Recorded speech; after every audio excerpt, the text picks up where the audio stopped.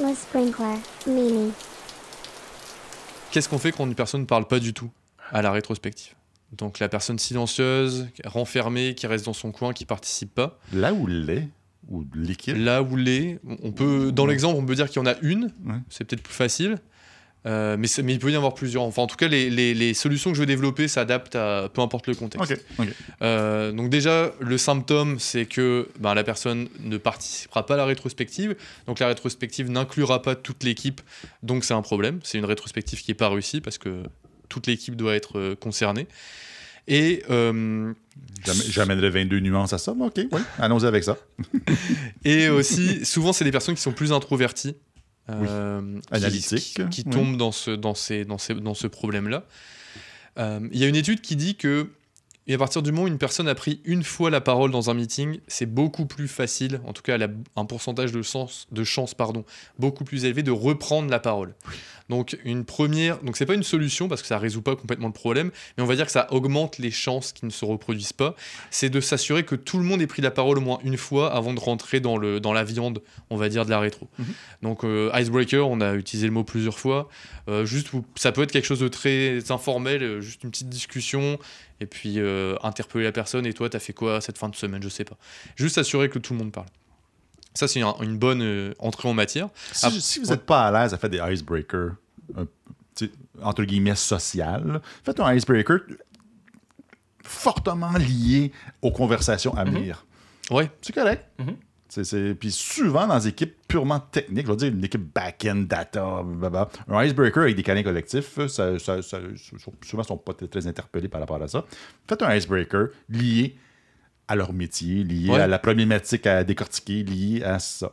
On peut trouver des trucs drôles là-dessus aussi. Je sais pas, une équipe data, on peut trouver c'est quoi les data les plus pourris que tu as trouvé cette semaine dans la BD, dans telle BD par exemple. Fantastique. Il y a moyen de trouver des exemples drôles. Exact. Encore une fois, de l'autodérision sur les trucs sur lesquels on travaille, etc. Et les gens savent même pas que c'est un icebreaker, c'est juste qu'on jase. C'est une discussion. On est obligé de le souligner dans ton plan avec de 8 à 8 écarts, c'est l'icebreaker. C'est 2 vérités, un mensonge. Celui-là est cool en tout cas. Mais il est cool. Ouais, je trouve ça intéressant, ouais. Encore une fois, sur l'autodérision, ça marche super bien parce que souvent, on met des exemples. La vérité, ça peut être des trucs vraiment tirés par les cheveux et ça peut vraiment faire rire tout le monde. Chez Télé-Québec, on faisait ça. Ouais. Qu'est-ce que je disais? Personne qui parle peu, si elle parle oui, c'est ça. minimal. Donc la solution... Alors, comment faire émerger, comment amener cette personne-là à nous partager son cerveau, son jus de cerveau pour aider l'équipe à mieux réussir? Depuis le travail à distance, avec les outils comme Teams et Zoom, il y a une fonctionnalité qui est super populaire, c'est les breakout rooms. Et puis ça peut être un bon outil pour permettre aux personnes... Parce qu'en fait, le problème à la base, c'est que la personne a peur de dire ce qu'elle pense devant le reste de l'équipe, donc devant beaucoup de personnes, entre guillemets. Donc créons des petits groupes de discussion, 2-3 personnes max, pour que cette personne se sente plus à l'aise de discuter. Généralement, il y a peu de risques dans un groupe de 2 ou de 3. Déjà, si on fait des groupes de 2, c'est sûr qu'il va falloir qu'elle parle. Et ou un groupe de 1, suivi d'un groupe de 2, ensuite de 4, et ensuite de tous. Ça me dit quelque chose. Ah, d'accord, ça One, two for all, pas de nom. Pas game de faire un breakout room à 1. avec un bot. Avec Teams, ça va crasher, c'est sûr. Là, t'as un timer là, qui dit il reste 3 minutes à 1. C'est pas anxiogène. Moi, je le ferais juste parce pour que rire. c'est trop. T'as la notification, il vous reste 30 secondes avec vous-même. Préparez-vous. C'est ça ton icebreaker. Il y a rien qui se passe. Juste... Non, mais vous riez, mais peut-être psychologiquement, peut-être, ça permet justement d'être avec soi-même. Exact. C'est juste arrêtez de vous moquer d'un breakout room à une personne. C'est tout à fait légal et possible et plein de valeur. C'est légal, il n'y a pas de loi. Là. Justin n'a pas passé une loi contre ça. Justin Trudeau. Accompagné en Inde. Je pense que oui. Ah oui, j'ai vu ça. On vient de mettre une temporalité dans cet épisode-là. Donc c'est ça, breakout rooms. Une petite astuce, c'est si on repère des personnalités, déjà des fonctionnalités, c'est vraiment pas correct, des personnalités qui sont plus extraverties dans l'équipe, peut-être mixer ces personnes-là, parce que souvent, quand on fait des breakout rooms, l'étape d'après, c'est qu'une personne de chaque room va partager au reste les apprentissages, les discussions, etc. Donc mettre une personne qui, elle, a moins de mal à parler devant une audience, comme ça au moins on s'assure justement que les pensées de la personne plus introvertie soient partagées. Okay. Et quelque chose que je déconseille vraiment, je pense, je suis sûr, c'est de pointer du doigt encore une fois. Et toi, qu'est-ce que t'en penses? Et de relancer la personne. Ça, c'est. C'est du one-on-one. Ouais. Et quand, dès le départ, on a parlé d'introverti et d'analytique. Oui. Puis ça peut aller ensemble, puis ou pas. C'est borderline synonyme. Borderline. Oui, j'ai déjà eu un collègue qui était... C'était pas la crainte de parler ou quoi que ce soit, c'est juste qu'il était vachement dans son cerveau. Là. Oui.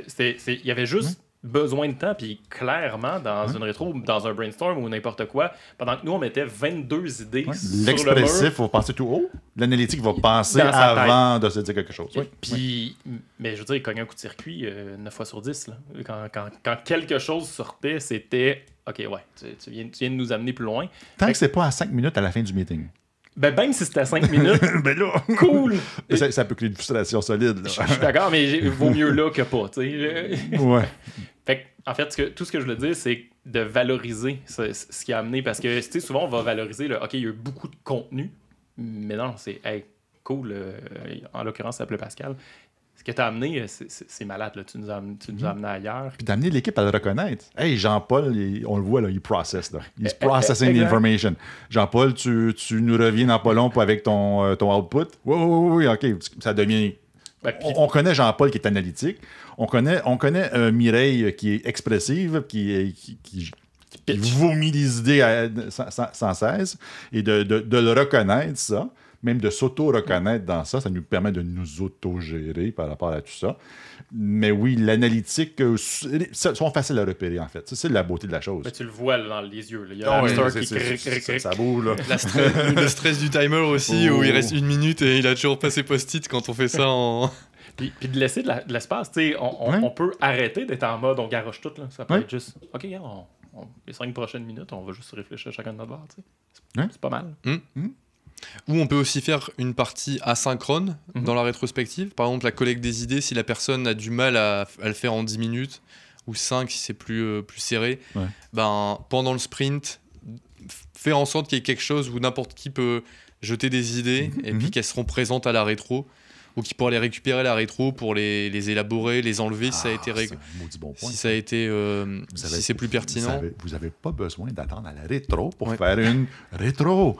Vous pouvez la faire en buvant votre café à la cafétéria.